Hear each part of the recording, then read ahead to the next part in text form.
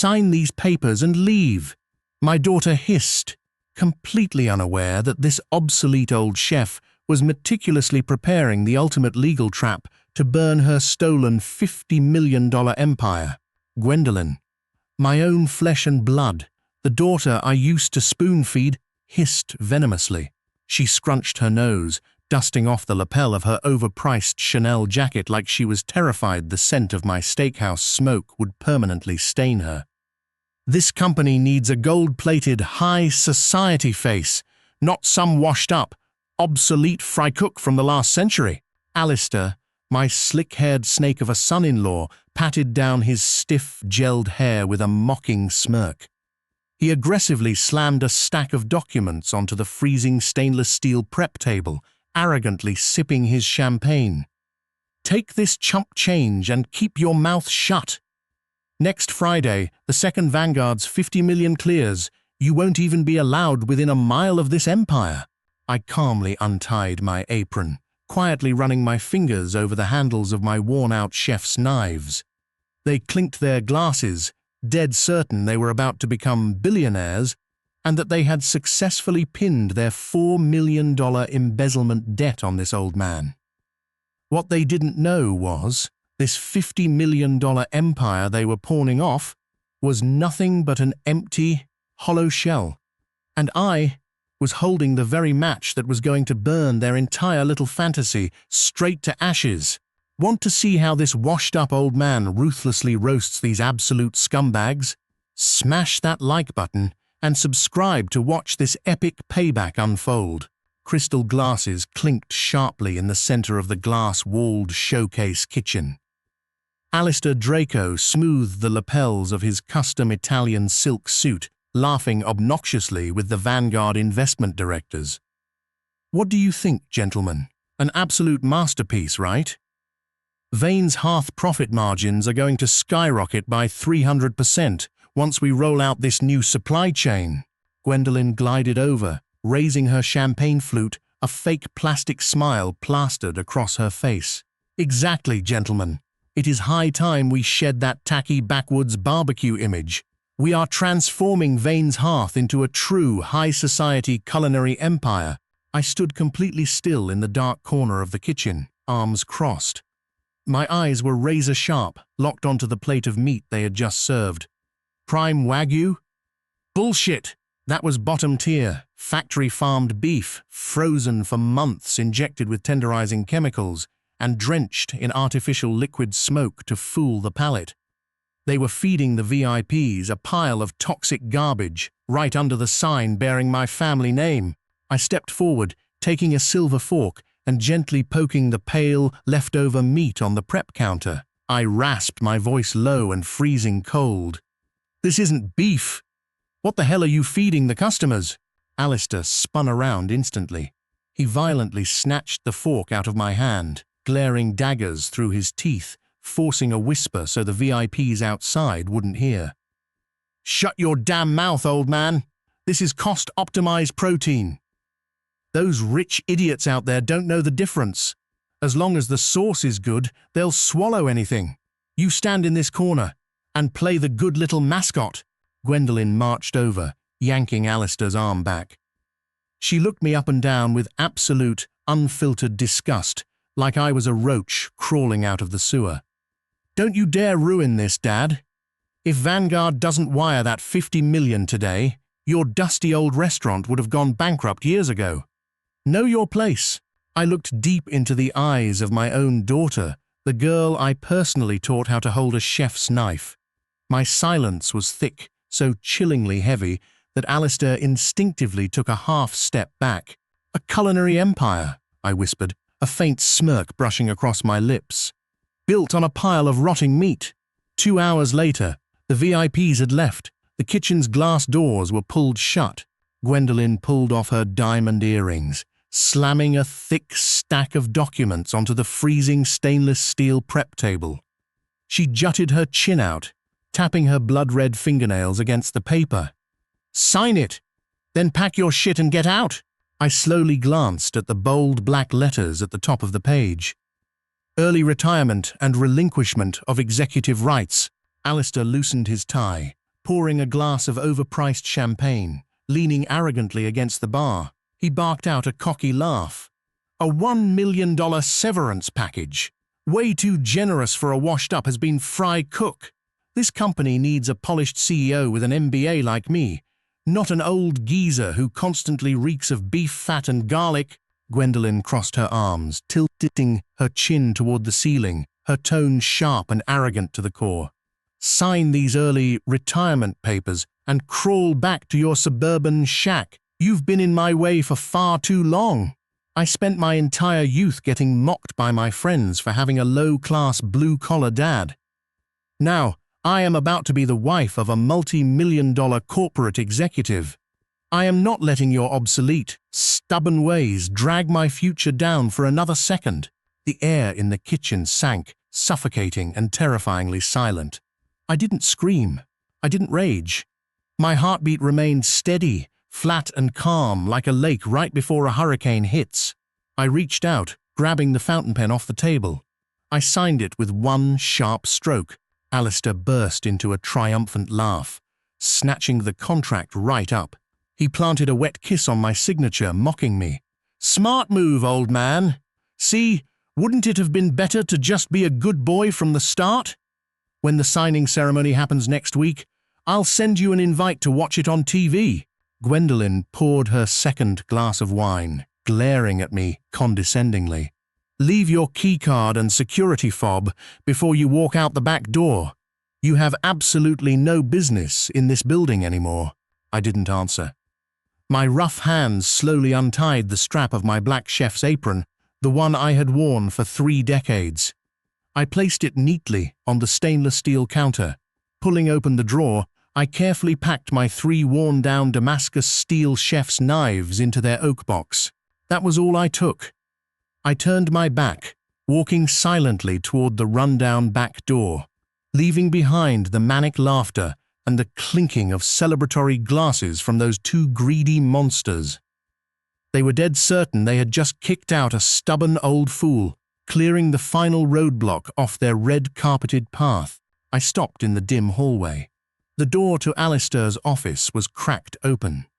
I forgot my cigar case, I muttered, gently pushing the wooden door open. The room reeked of expensive cigars. On the walnut executive desk, Alistair's laptop screen was still glowing brightly. He was too arrogant and drunk to even remember to lock his screen. I stepped closer, reaching for the cigar case on the desk, but my eyes accidentally caught the flashing red charts on the monitor. I squinted. The wrinkles on my forehead deepened. It was the confidential financial prospectus meant for the Vanguard Fund. I scrolled the mouse down to page 27. A massive, gaping black hole in the financials appeared. $4 million! $4 million from the retirement and health insurance funds of the entire restaurant staff vanished without a trace. They took the blood, sweat, and tears of hundreds of hard-working people and blew it all on crypto casinos and personal debts. But what made the blood freeze in my veins wasn't the missing cash. My eyes locked onto the tiny print at the bottom corner of the transfer log. That massive deficit was perfectly disguised under an emergency proxy account, and right next to it was the digital signature of Silas Vane, my own signature. The bastards forged my signature. The sickening truth hit me like a sledgehammer. They weren't just throwing me away with a cheap retirement contract. They weren't just selling out my life's work. They were setting a lethal trap. When Vanguard wired that $50 million next week, federal auditors would step in. The $4 million black hole would blow wide open. And this forged document would send the stubborn, suddenly retired old chef straight to federal prison with a 20-year sentence. They planned to use my aging body as a meat shield, a scapegoat so they could grab the cash and run off to some tropical island paradise. I let go of the mouse. My hands weren't shaking in the slightest. My breath was cold, thick with the stench of the Grim Reaper. I smirked slightly, the smile of an old wolf catching the scent of fresh blood from his own treacherous pups. $4 million. A cheap price to pay to see right through your rotten souls. I whispered into the deafening silence, my voice low and guttural, carrying an irreversible, destructive force straight from hell. Did you really think I was just some stupid, smoke-stained fry cook? I slowly pulled my burner phone from my chest pocket, dialed a hidden number. The other end picked up instantly. The razor-sharp voice of a man rang out. "Sterling here." "It's me, Silas." I whispered, my eyes burning with the fire of ruthless retribution. "Initiate the prep protocols. It's time to serve these sewer rats their main course." A biting midnight frost wrapped around my run-down suburban cabin. I stepped out into the overgrown backyard, making my way to the massive cast-iron meat smoker. A smelly pile of rusted junk, as my daughter loved to call it, strictly forbidding the staff from ever getting near it. I cranked open the heavy lid. My calloused hands dug deep into the freezing, dead ashes, pulling out a black fireproof bag. I unzipped it. The yellowed parchment documents were perfectly intact. The Vane Independent Trust Master License Agreement. Those parasites stole the shiny outer shell, completely oblivious to the fact that the actual soul of this empire was resting quietly at the bottom of a slaughterhouse pit. My recipes, my land. I ran my fingers over the paper, my whisper cutting through the night wind, cold as a razor blade. "The game is just getting started, you naive little punks."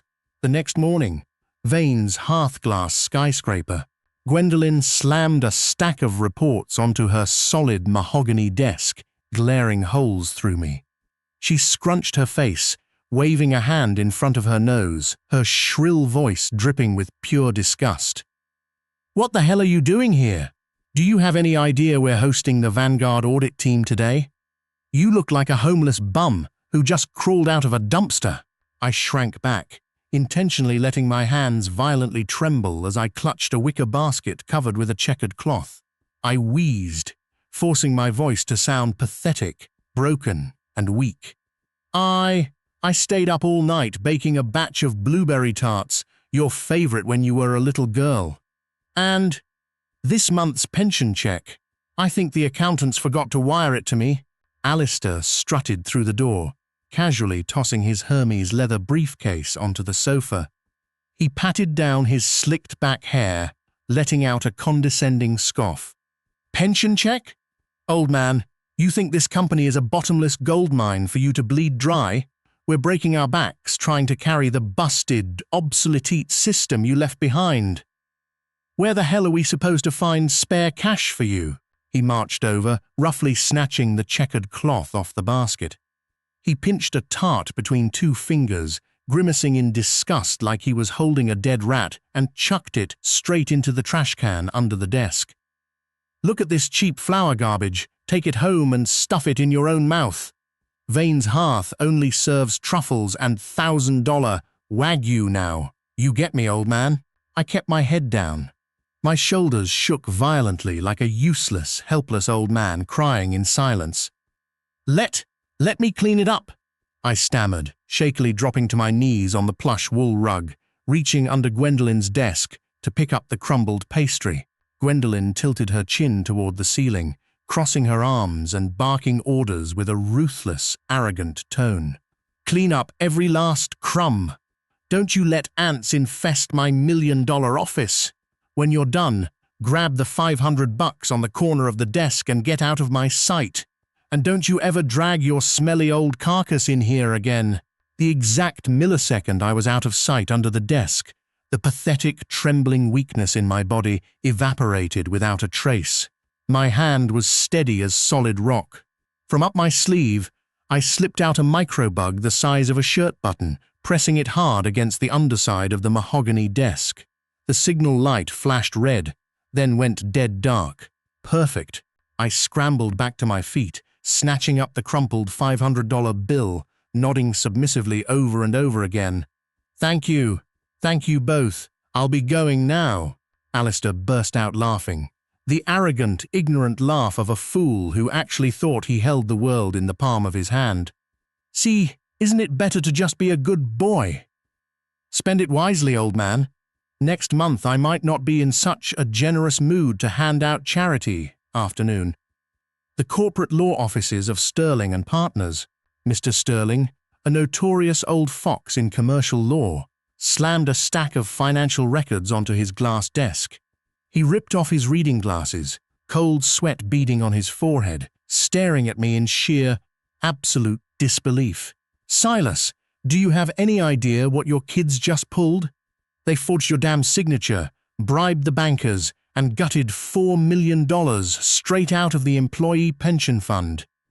When that $50 million deal with Vanguard closes on Friday, the federal auditors are going to come knocking. And this file right here will send you to federal prison for 20 years. They want you to rot in a cell until you die." I sat perfectly still in the black leather chair. No outrage, no screaming fits. I swirled a glass of bourbon in my hand, taking a slow sip. "I know," I whispered. My voice was flat but freezing cold, as sharp as a fillet knife driving straight into Sterling's eardrums. "That is exactly why I'm here." Sterling leaned forward, planting both hands hard on the desk, his breathing heavy. "You want me to sue them for forgery, drag them into criminal court before they can skip town?" I slammed my glass down onto the desk. Clack! A dry, sharp sound echoed, carrying a suffocating pressure, an absolute authority that made Sterling hold his breath.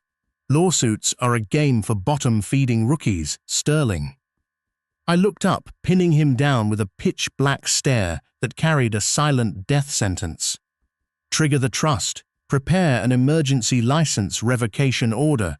I am stripping them of the trademark, the core recipes, and the leases to all 20 prime locations." Sterling froze dead. His arm stopped mid-air. He broke into a cold sweat, his thin lips trembling as he stammered. If we do that, their company will instantly turn into an empty, hollow shell. The $50 million deal with Vanguard will blow up in their faces.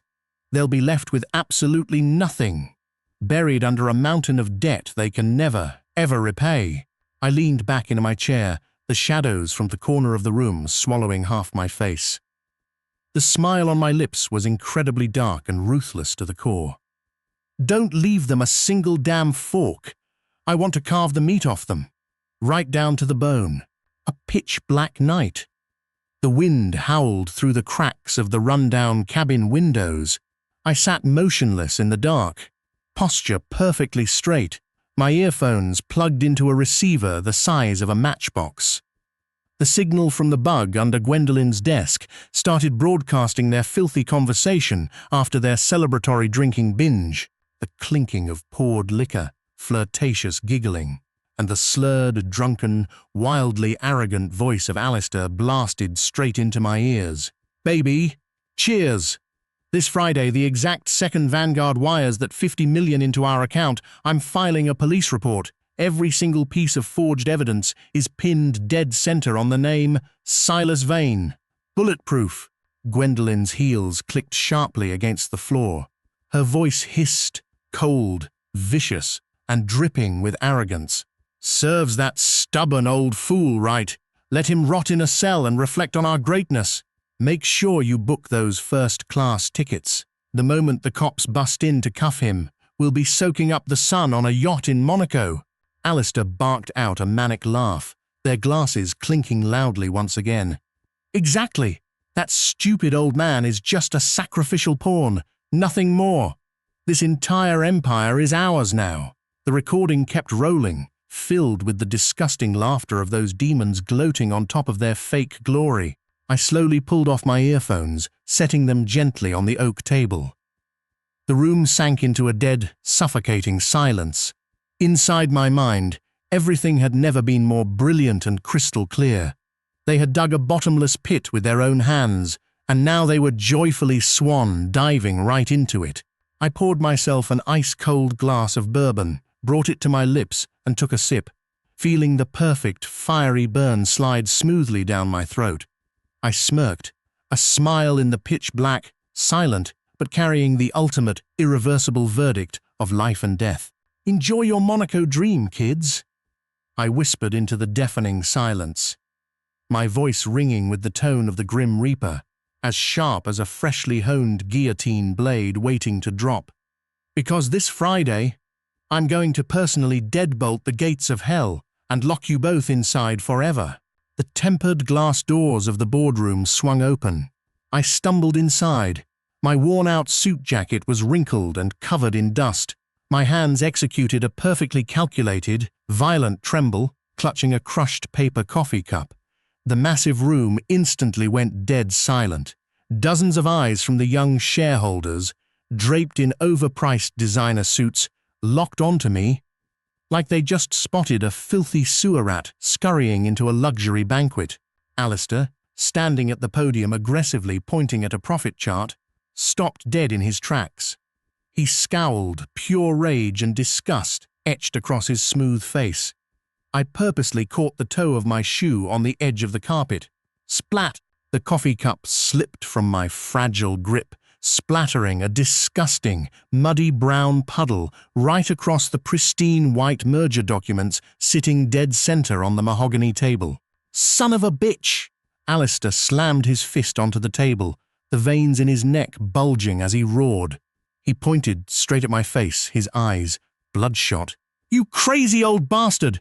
What the hell are you doing, dragging your rotting carcass in here? Where is security? Why the hell is a senile, brain-dead old fool wandering into an executive meeting?" I shrank back, frantically dropping to my knees on the floor. I used my rough hands to desperately scrape at the soaked papers, whimpering in a pathetic, broken voice. Dad, sorry. I just wanted to come listen to see where the future of our restaurant is going." Gwendolyn kicked back her leather chair, gliding over. She looked down at me from above, a mocking smirk curling on her lips, her voice sharp enough to cut through the suffocating tension. "The future of our restaurant? Is your brain so fried you forgot you already signed away all your executive rights? Your place is in the kitchen corner or a nursing home. Not at this $1 million negotiation table."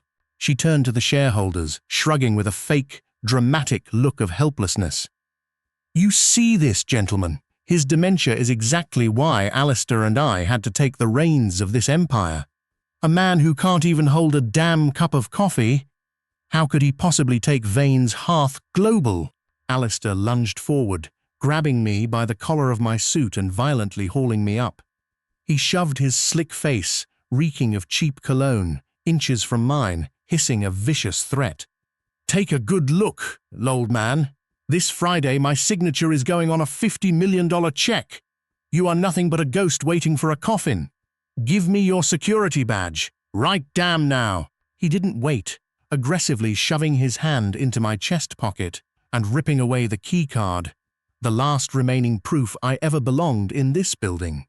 The exact millisecond the gap between us closed to a few inches, my pathetic, senile facade shattered completely. I stopped wheezing. My trembling hand suddenly snapped out like a steel vise crushing Alistair's wrist with bone-breaking force. I slowly raised my head. A dead, silent, pitch-black stare, chilled to the absolute bone, drove straight into his pupils. The eyes of a monster watching a petty thief thrash around in a glass cage. "You are stealing the wrong thing." "Alistair," I whispered, a sound meant only for his ears, but thick with pure murder, carrying the absolute authority of a man holding his life in the balance. Alistair froze dead, his breath hitched in his throat, his pupils dilated in pure terror. He stumbled backward, slamming his spine into the edge of the table. Cold sweat poured down his forehead, his thin lips trembling as he stammered incoherently. Your eyes!" But in a fraction of a second, I let go of his arm, shrinking back, coughing violently, and clutching my chest like I was about to suffocate. "Don't hit, Dad." "Alistair, I'm leaving right now." Gwendolyn waved her hand dismissively, turning her back and walking to her seat. "Kick his ass out of here. Don't let his mildew stench ruin this expensive Persian rug." Alistair gulped hard, his chest heaving with panic. Utterly terrified, he couldn't dare look me in the eyes for another second. He frantically backed up 3 paces, waving wildly for security to drag me out the door. 15 minutes later, the grand lobby of Vane's Hearth, the screech of a chainsaw ripped through the air. I stood silently in the corner of the lobby, watching a demolition crew tear down the massive, solid oak sign from the center wall of fame. It was the restaurant's very first sign. The one Alice, my late wife, had stayed up all night meticulously carving by hand 30 years ago. Crash! The wooden sign slammed onto the marble floor, splitting right down the middle. The sound of shattering wood echoed across the massive space. Gwendolyn crossed her arms, the sharp point of her stiletto heel stomping directly onto the shattered V. She jerked her chin, barking orders at the crew. "Chop it into firewood. Throw it straight into the wood chipper out back. Tomorrow morning, I want a solid gold, crystal-embedded logo mounted on that wall. The new company needs high society class, not this smoke-reeking garbage from the last century." She strutted over, stopping inches from me. Her eyes drilled into mine, flashing with the absolute cruelty of a traitor. "Does it break your heart, Dad? Did you honestly think I'd keep this cheap piece of trash to beg for pity from the investors? Mom is dead, and your stubborn, backward-looking mindset needs to be buried in the dirt right alongside her." My eyelid twitched slightly. I clenched my fist tight inside my pocket, my fingers brushing against a splinter of oak that had just flown off the sign. I looked up at the daughter I used to cradle in my arms. Not a single drop of mercy remained, not a single shred of hope left to salvage. There was only a pitch-black abyss, terrifyingly silent. "Good," I whispered, a faint but razor-sharp smile cutting across my lips. My eyes died in pure destruction. "Go ahead and grind it to dust. You just personally shredded the very last ounce of mercy I had for you." Gwendolyn. Late at night. The damp cabin was swallowed by roaring thunder and torrential rain. I sat like a king behind the battered desk. The dim yellow light illuminated the massive stack of legal documents neatly arranged in front of me. I picked up my fountain pen, flipped through the pages, signed my name, pressed the deep red wax seal onto the paper. Deed of land transfer. The property deeds to all 20 prime locations across the entire restaurant chain. The leasing rights had just officially been stripped from Gwendolyn and Alistair's shell company. As of this exact moment, the empire they were so arrogantly pawning off was nothing but buildings suspended in thin air, built on land they absolutely did not own. "Ring! Ring!" The encrypted phone on my desk blared. Sterling's strained, adrenaline-fueled voice crackled through the receiver. "Silas, Vanguard Apex just confirmed the wire. Tomorrow morning, 9 a.m. sharp, the signing ceremony is being broadcast live on national TV. They've got the contracts ready to secure the $50 million payout, and Alistair's forged police report has already been handed to the chief of police. Do you want me to drop the injunction and stop them right now?" I leaned back in the worn leather chair, gently swirled the glass of bourbon in my hand. "Stop them?"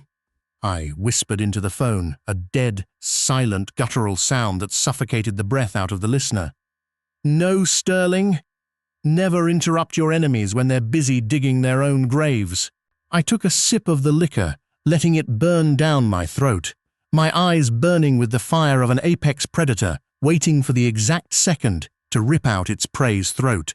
Let them dress up, let them smile for the cameras, and let them sign.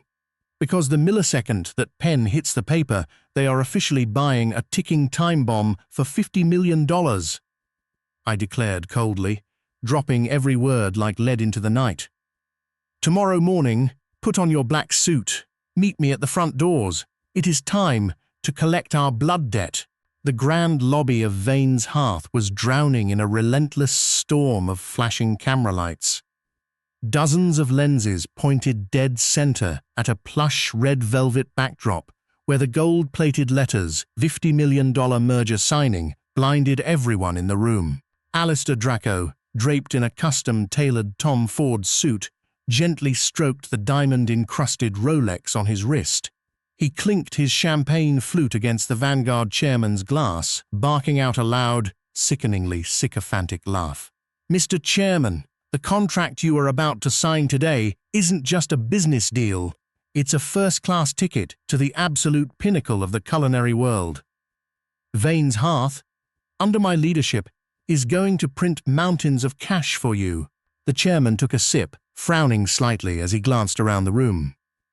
I sincerely hope the soul of this brand, Silas Vane's secret recipes and his legendary barbecue quality, remain completely intact. Alistair waved his hand dismissively, tilting his chin with sheer, unadulterated arrogance. You worry too much, sir. That senile old fool already played good boy and signed away all his executive rights. His recipes are our property now. I'm going to industrialize them, slash the ingredient costs to the bone. You think those idiotic diners out there can tell the difference between chemically injected frozen meat and prime fresh beef? Cash is king, my friend. Gwendolyn glided over, hooking her arm through her husband's, flashing a fake glossy smile. Exactly, sir. The era of that backwoods, smoke-drenched garbage is dead. The future of Vane's Hearth is pure glamour, high society polish, and triple-digit profit margins. I stood hunched over in a dark corner, hidden behind a massive potted plant. My worn, wrinkled suit looked completely pathetic, utterly out of place in this sea of people reeking of expensive perfume. Gwendolyn accidentally turned her head. The plastic smile wiped clean off her face. Her eyes bulged out of her skull the second she spotted me. She furiously stomped her stiletto heels, storming straight into the shadows. She violently grabbed the lapel of my suit, gritting her teeth as she hissed, her shrill breath dripping with venom.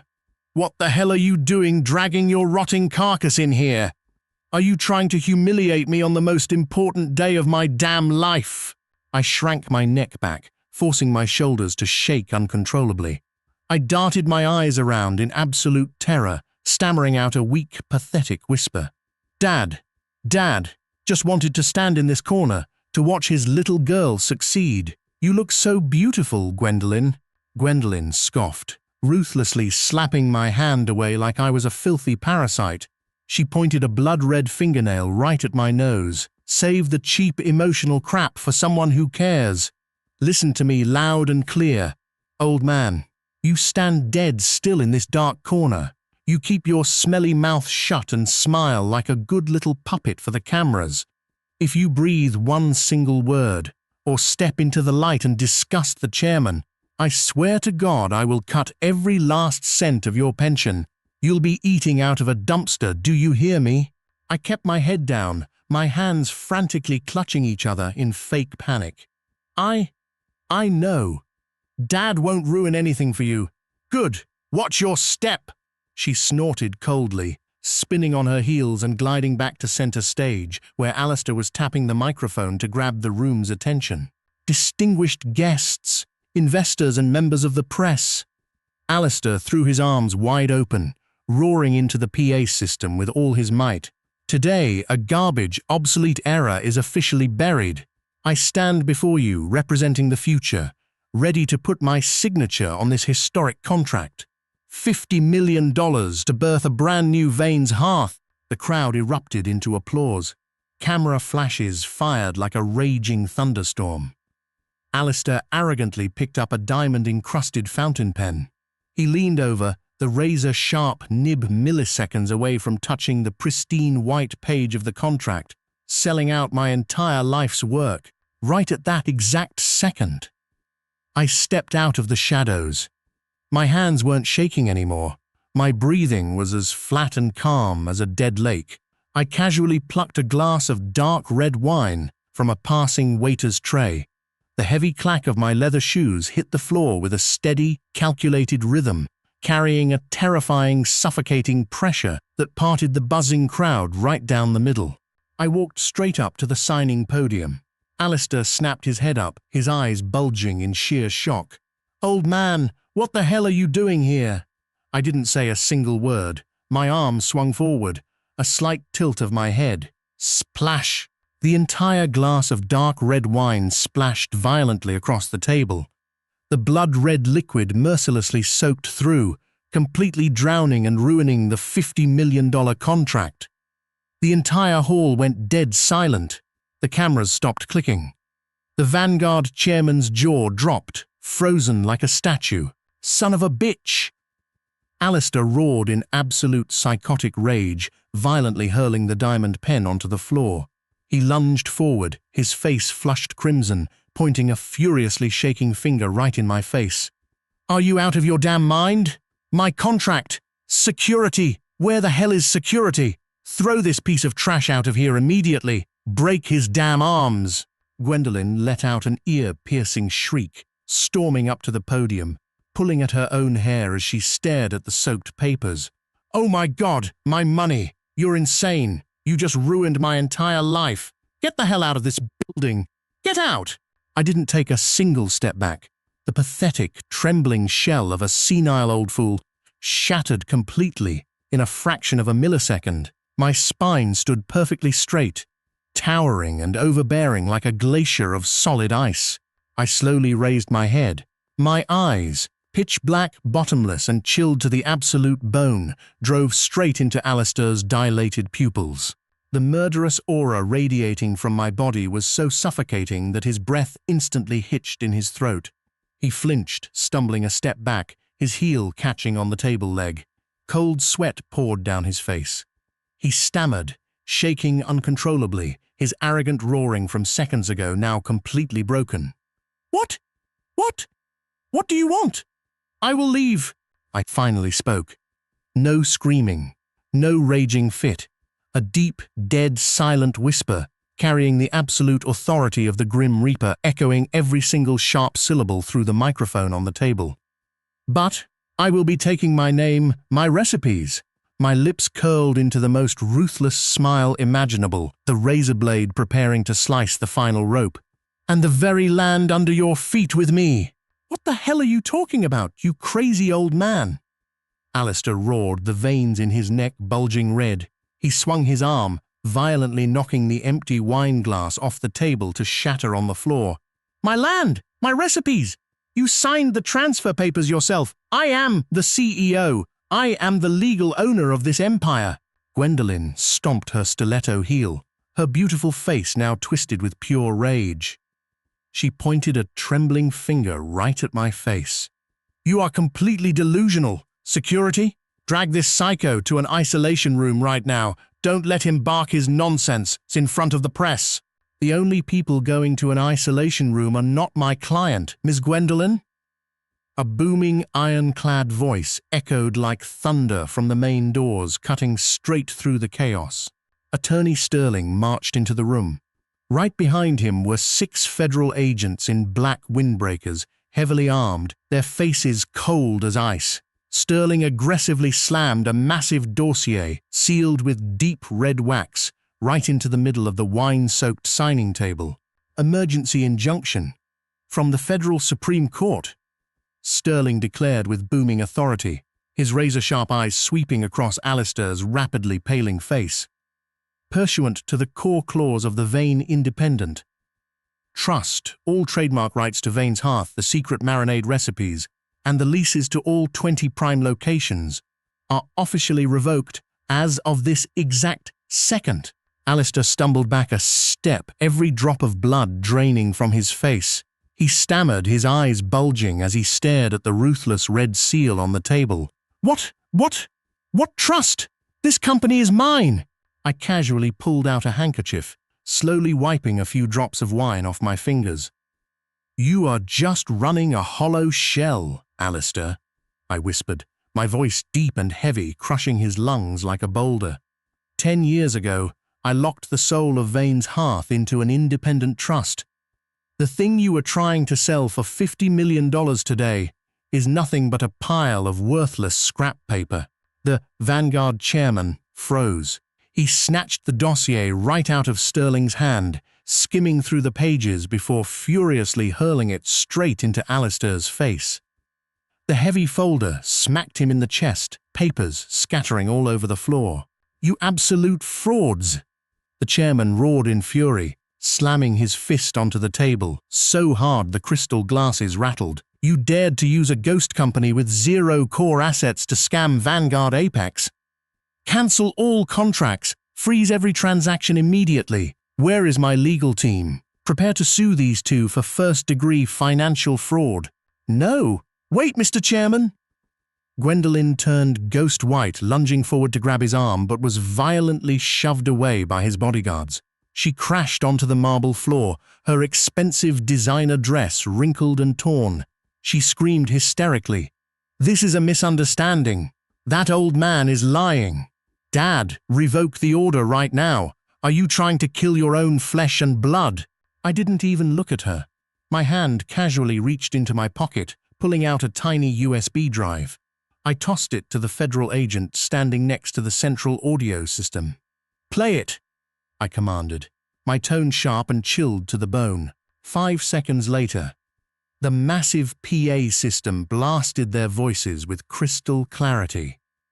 The slurred, arrogant voices of Alistair and Gwendolyn from the night before echoed through every corner of the hall, slapping straight into the ears of hundreds of reporters who were furiously snapping pictures.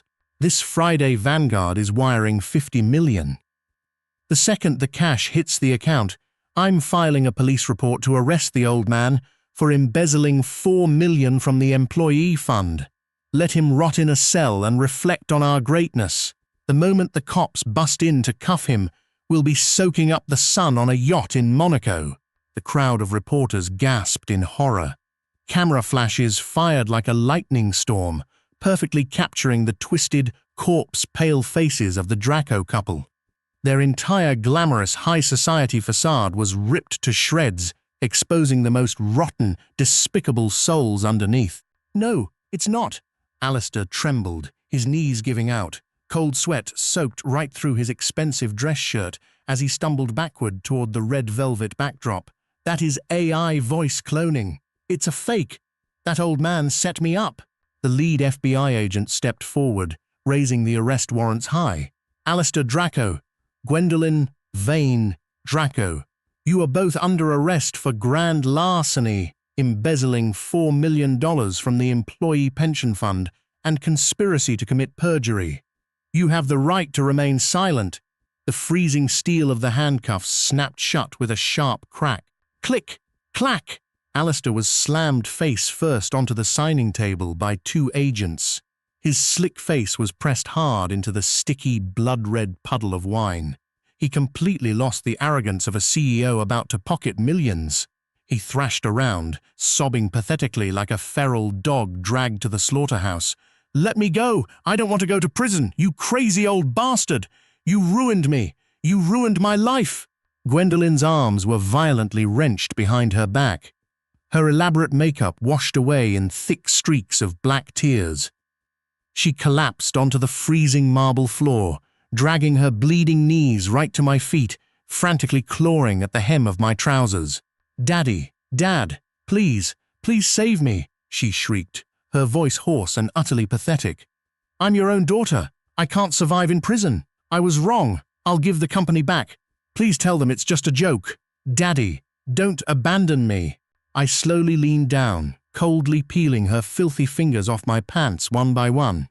I looked at her without a single shred of mercy, just the hollow, absolute ruthlessness of a 1,000-year-old glacier. "I didn't set a trap for you," I whispered into her ear, the smile on my lips carrying the ultimate, absolute power of life and death.